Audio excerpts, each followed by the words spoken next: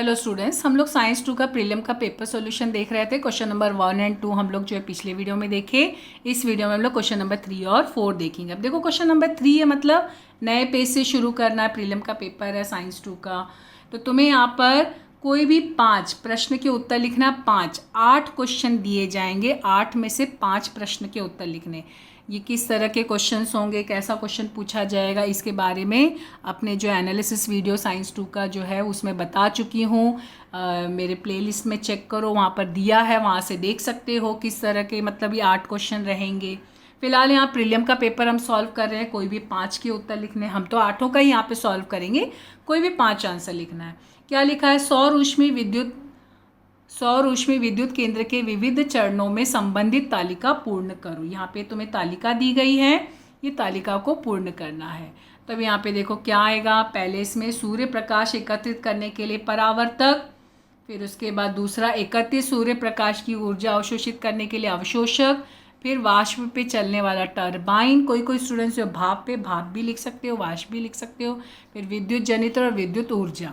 कभी कभी ऐसा होता है कि ये पूरा हमारा एक पेज पे नहीं आता है, तो अगर हम आकृति नीचे दे रहे हैं तो एरो मार्क भी उसी तरह से ध्यान देना, मतलब जिस तरह से है तो वैसे एरो मार्क भी बनाना।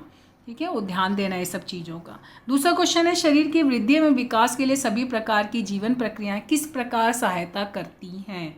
जो जीवन प्रक्रियाएं वो किस प्रकार सहायता करती हैं शरीर के वृद्धि विकास के लिए, तो उसके बारे में हमें बताना। पहला क्या है, प्रत्येक सजीव के शरीर में विभिन्न संस्थान सतत परस्पर एक दूसरे के समन्वय से कार्य करते हैं, हम जानते ही हैं। शरीर में समन्वय की कार्य प्रणाली अत्यधिक प्रगतिशील होती है। जैसे हमारे शरीर में पाचन संस्थान, श्वसन संस्थान, परिवहन संस्थान, उत्सर्जन संस्थान, तंत्रिका संस्थान और अन्य बाह्य और आंतरिक अंग स्वतंत्र पूर्वक एक दूसरे के समन्वय से ही कार्य करते हैं। ये एक दूसरे के समन्वय से ही इनका कार्य हमारे शरीर में निरंतर चलता रहता है। हृदय जो होता है, हृदय का जब कंपन होता है हार्ट बीट की वजह से, परिवहन संस्था की सहायता से भोजन के पाच्य अवशोषित पोषक तत्वों को विभिन्न कोशिकाओं तक पहुंचाया जाता है। फेफड़े द्वारा रक्त में अवशोषित ऑक्सीजन को लाल रक्त कण द्वारा कोशिकाओं तक पहुंचाया जाता है। प्रत्येक कोशिका में स्थित तंतु कणिका सभी पोषक तत्वों का ऑक्सीकरण करती है, ऊर्जा का उत्पादन करती है और अन्य कार्य के लिए ऊर्जा का उपयोग किया जाता है। वैसे ये सब तुम लोग जो है पिछले 8वीं 9वीं में पढ़े हो। फिर इन सभी कार्य का नियंत्रण तंत्रिका संस्थान द्वारा किया जाता है। शरीर में स्थित संस्थान के एक दूसरे के समन्वय से कार्य करने के कारण सजीव जीवित रहते हैं और सजीव में वृद्धि विकास की प्रक्रिया निरंतर चलती रहती है। फिर अगला प्रश्न बोला गया था, नीचे दिए गए विकल्प में उचित शब्द चुनकर परिच्छेद पूर्ण करो। मतलब तुम्हें जो है परिच्छेद यानी पैराग्राफ दिया है, पैराग्राफ में कुछ गैप्स हैं, रिक्त स्थान है, तो ये जो यहाँ पे तुम्हें पॉइंट्स दिए हैं इसका चयन करके उसमें लिखना है। अब ध्यान देना, यहाँ पर ये एमसीक्यू का क्वेश्चन नहीं है, मतलब यहाँ तुम्हें पैराग्राफ पूरा लिखना है और पैराग्राफ लिखने के बाद जो यहाँ पे डैश पे जो आंसर्स आएंगे वो यहाँ से चुन कर लिखना है। एमसीक्यू में केवल हमने वहाँ पर केवल अंक लिखना था, ये सब चीज़ों का ध्यान देना। क्वेश्चन में तुम्हें बोला है ना, क्या है देखो, क्वेश्चन भी बोला है यहाँ पे कि विकल्प में से उचित शब्द चुनकर परिच्छेद पूर्ण कीजिए, यानी परिच्छेद तुम्हें लिखना, उसको पूरा करना है। ये सब क्वेश्चन को ध्यान से पढ़ना, ये नहीं कि फटाफट आंसर लिखना स्टार्ट कर दो। मतलब यहाँ पे बोला ना, अंडाशय की पुटिका की वृद्धि डैश संप्रेरक के कारण होती है। पुटिका एस्ट्रोजन स्रावित करती है, एस्ट्रोजन के प्रभाव से डैश की वृद्धि होती है, पुनर्निर्माण होता है। डैश संप्रेरक के कारण प्रभाव से पूर्ण वृद्धि पुटिका फूट कर डिम्ब अंडाशय के बाहर आते हैं। पुटिका बचे हुए भाग से डैश बनते हैं जो डैश संप्रेरक का स्वरण करते हैं। इन संप्रेरक के प्रभाव से डैश की ग्रंथियां स्रावित होने लगती हैं, जिससे भ्रूण के अपरोहण के लिए पूरी तरह से तैयार हो जाती है। तो आंसर क्या होगा? आंसर देखो, इसमें पहले में आएगा पुटिका ग्रंथि, फिर यहाँ पे आएगा एक पुटिका के साथ डिम्ब की वृद्धियाँ पुनर्निर्माण होता है। फिर यहाँ पे आएगा ल्यूटिनाइजिंग संप्रेरक, एक्चुअली हार्मोन्स होता है वो। फिर उसके बाद यहाँ पे पीत पिंड बनाते हैं और यहाँ पर ईस्ट्रोजन और प्रोस्टेस्टेरोन संप्रेरक का स्वरण करते हैं। इस संप्रेरक के प्रभाव से गर्भाशय के अंतःस्तर की ग्रंथियाँ स्रावित होने लगती हैं, जिससे भ्रूण आरोपण के लिए पूरी तरह तैयार होती है। इस तरह से देखो ये पूरा हमने आंसर लिख के, और जहाँ पे रिक्त स्थान है वहाँ रिक्त स्थान ऐसे बनाना, उसको डैश करके अंडरलाइन करना, ठीक है, लेकिन पैराग्राफ पूरा लिखना होगा। फिर अगला क्वेश्चन आया था, पर्यावरण व्यवस्थापन के संदर्भ में नीचे दिए गए संकल्पना चित्र पूर्ण करो। जो पर्यावरण व्यवस्थापन है उसमें तुम्हें यहाँ पे संकल्पना चित्र दिया है, कुछ बॉक्स दिए, इसको पूरा करना है। तो ये बॉक्स में क्या क्या नाम आएंगे, देखो यहाँ पर इस तरह से, ये सूक्ष्म जीव था, तेल का रिसाव, ये आंसर हमें दिया गया था। तो आगे क्या है, जैव ईंधन, जैव कीटनाशक, सूक्ष्म जैविक टीका, बायोगैस, घरेलू गंदे पानी का व्यवस्थापन, भूमि भरण और कंपोस्टिंग। ठीक है, ये एक्चुअली तुम लोग जो है बायोगैस और कंपोस्टिंग एक में करके और सूक्ष्म जैविक टीका अलग करके ऐसे भी बना सकते हो। मतलब जितने बॉक्स है वो 6 बॉक्स में सारे नाम आने चाहिए। नेक्स्ट क्वेश्चन था, इंटरनेट मोबाइल फ़ोन से हमेशा संपर्क में रहने वाले व्यक्तियों में कौन कौन से बदलाव होते हैं। तो देखो मोबाइल फ़ोन्स के विकिरण से क्या होता है, थकान, सिर दर्द, निद्रानाश, विस्मरण, कानों में आवाज़ गूंजना, जोड़ों में दर्द होना, ये जैसे शारीरिक पीड़ाओं का निर्माण होता है। इसके अलावा क्या होता है कि किरणें प्रौढ़ व्यक्ति की हड्डियों की अपेक्षा बालक की हड्डियों में अधिक धंसती है, और संगणक और इंटरनेट के निरंतर संपर्क में रहने वाले व्यक्ति अकेले हो जाते हैं। समुदाय के अन्य व्यक्ति रिश्तेदार से वे वार्तालाप नहीं कर पाते, स्वयं के बारे में सोचने की आदत हो जाती है। फिर यहाँ पे सेल्फिशनेस, आत्म केंद्रित यानी ऑटिज्म हो जाते हैं। उनकी अन्य लोगों के प्रति संवेदनशीलता भी कम हो जाती है, और इस प्रवृत्ति के दूरगामी दुष्परिणाम होने से ऐसे व्यक्ति ज़रूरतमंद व्यक्ति को मदद नहीं करते, और इन्हें भी किसी को मदद मिलने की सब संभावना भी कम हो जाती है।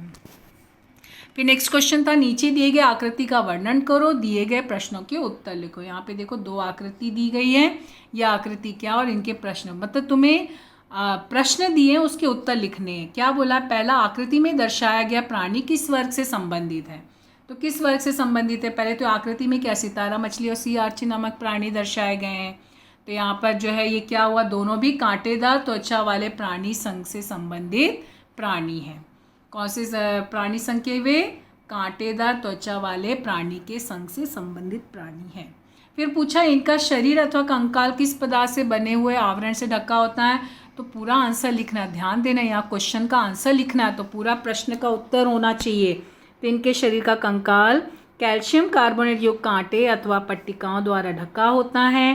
कैल्शियम युक्त कांटे और पट्टिकाएं अधिकांशतः कैल्शियम के लवण और इनके यौगिक से बने होते हैं। और इसके बाद इनके संचलन के अंग का नाम बताओ।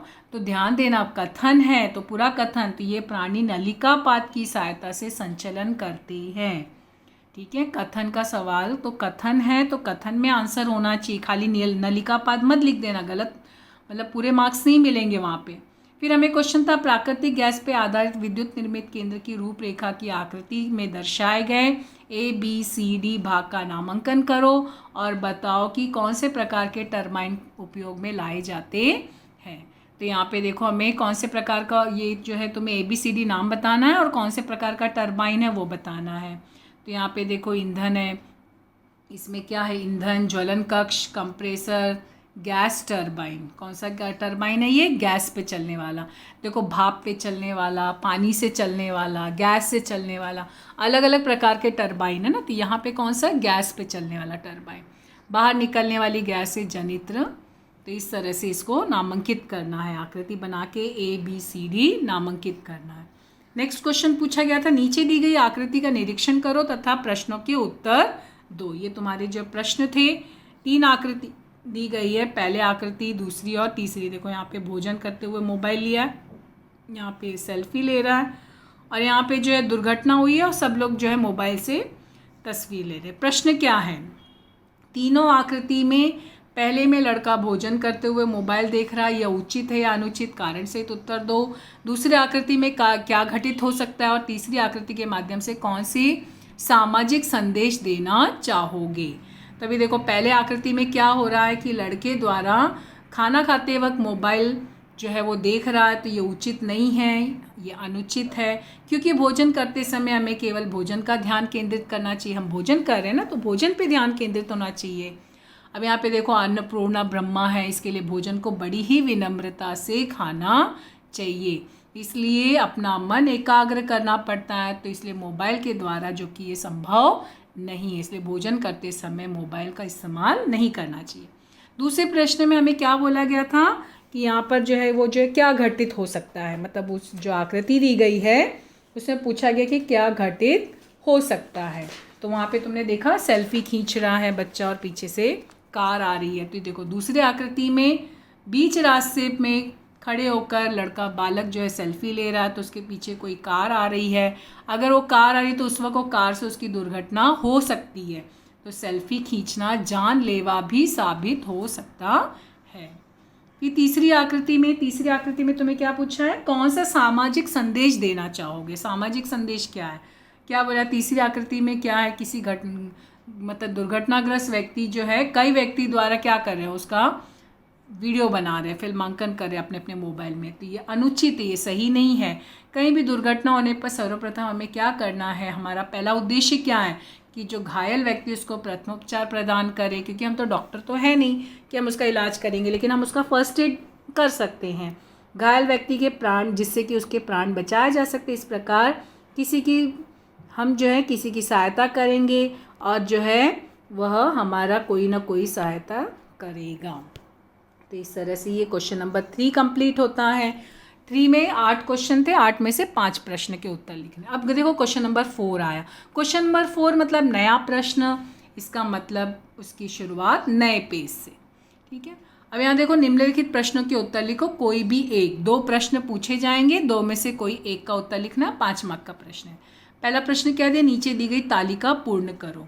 तालिका दी गई है, प्राणी जगत है, इसमें उप जगत, यहाँ पे एक नाम लिखा है, यहाँ एक नाम लिखा है, यहाँ पे संघ के नाम लिखने हैं, फिर यहाँ पे जो है कुछ संघ के नाम लिखे हुए हैं, और यहाँ पर इसके संघ, फिर ये पॉइंट्स और उसके बाद इसके वर्ग। इस तरह से हमको तालिका पूर्ण करना है। तो देखो ये हमारा आंसर है। प्राणी जगत में ये यहाँ पे क्या हुआ, असंपृष्ठ रज्जु प्राणी, ये उप जगत में संपृष्ठ रज्जु प्राणी। फिर यहाँ पे संघ, यहाँ पर संपृष्ठ रज्जु प्राणी संघ, ध्यान देना, संपृष्ठ रज्जु प्राणी उप जगत, फिर उसके बाद संघ, और संघ में भी उसके 3 प्रकार। यहाँ पे संघ जो है 10 प्रकार के, असंपृष्ठ रज्जु के 10 नाम हैं, और यहाँ पे संपृष्ठ रज्जु प्राणी के देखो ये 3 नाम हैं, और इस तीसरा जो है वर्टिब्रेटा का जो है ये वर्ग है, इसके 6 वर्ग हैं, और इसके ये 10 नाम है, रंध्रीय, निडारिया, चपटे कृमि, गोल कृमि, सखंड कृमि, संधिपाद, मृदु कवचधारी, कांटेदार त्वचा, और सामे रज्जु प्राणी संघ। यहाँ पे ये इसके नाम हैं और फिर ये इसके वर्ग हैं। तो इस तरह से हमको ये तालिका पूर्ण करनी थी। दूसरा क्वेश्चन क्या था, जैव प्रौद्योगिकी के व्यवहारिक उपयोग जो है वो लिखना, विस्तार से लिखना। तो देखो जैव प्रौद्योगिकी के व्यवहारिक उपयोग जो है विभिन्न क्षेत्र में है, फसल में, पशु संवर्धन में, मानवीय स्वास्थ्य में, तो ये सबका इसलिए बोला ना विस्तार से लिखो। तो यहाँ पे फसल में क्या है, कृषि क्षेत्र में क्या है, कृषि उत्पादकता और विविधता को बढ़ाने के लिए किया गया। संकरित बीज, जनुकीय दृष्टि से उन्नत फसलें, अपृतनाशक वनस्पतियाँ, विशेष अनुसंधान किए जा रहे हैं। इस अनुसंधान द्वारा अधिक उत्पादन देने वाले रोग प्रतिकारक, क्षार प्रतिकारक, अपृतनाशक, अकाल, अत्यधिक ठंड जैसे परिस्थिति टिकने वाले फसलों की प्रजातियों का निर्माण किया जा रहा है। मतलब जैसे अकाल हो चाहे बहुत ठंड हो, मतलब कैसी भी परिस्थितियाँ फसल के प्रजाति मतलब टिके, ऐसे प्रजातियों का निर्माण करें, जैसे बीटी कपास, बीटी बैगन, गोल्डन राइस इत्यादि प्रकार के फसलें अत्यधिक लोकप्रिय हो रही है। अपृतनाशक वनस्पतियों से बाहर निकलने वाले रसायन से अपृतन पर नियंत्रण कर पाना संभव हुआ। जैविक खाद का उपयोग करने से रासायनिक खाद के उपयोग में कमी आई। राइजोबियम, एजोटोबैक्टर, नॉनस्टॉक, एनाबीना जीवाणु, फिर एजोला नामक वनस्पति के उपयोग से फसलों में वृद्धि हुई है जैव कीटनाशकों का उपयोग करके। फिर पशु संवर्धन करते समय क्या हुआ कि कृत्रिम गर्भाधान, गर्भ प्रत्यारोपण, इन दोनों पद्धतियों का उपयोग करने से प्राणी जगत जन्य उत्पाद की मात्रा में और गुणवत्ता में वृद्धि हुई है। फिर उसके बाद मानवीय स्वास्थ्य सुधारने के लिए रोग निदान, रोग उपचार, इस पर विचार किया गया। मधुमेह, हृदय रोग, इसमें जैव प्रौद्योगिकी की सहायता से उनके लक्षण दिखाई देने के पूर्व ही कर पाना संभव हुआ। जैव प्रौद्योगिकी की सहायता से एड्स है, डेंगू है, इसका निदान भी मिनटों में किया जा सकता है, तुरंत उपचार आरंभ कर सकते हैं। विभिन्न रोगों के उपचार के लिए हार्मोन्स या संप्रेरक, औषधि, प्रतिजैविक, विविध प्रकार के टीके, प्रतिजन, ये सब का जो है निर्मित किए जा सकते हैं। विभिन्न रोगों के उपचार के साथ साथ जनुक थेरेपी द्वारा भी वंशानुगत विकारों का भी उपचार किया जाता है। फिर यहाँ पे पर्यावरण के प्रदूषण को कम करने के उद्देश्य से जैव प्रौद्योगिकी का उपयोग औद्योगिक उत्पाद और स्वच्छता प्रौद्योगिकी में किया जाता है। DNA है, फिंगर प्रिंटिंग है, क्लोनिंग है, ये सब जो है प्रौद्योगिकी व्यवहारिक उपयोग में क्रांतिकारी बदलाव दिखाई दे रहे हैं।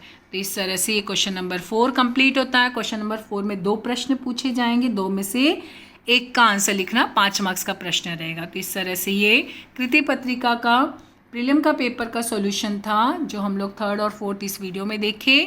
तो इस तरह से बोर्ड की तैयारी करो, अच्छे से पेपर लिखो, पेपर नीट एंड क्लीन होना चाहिए। Best of luck.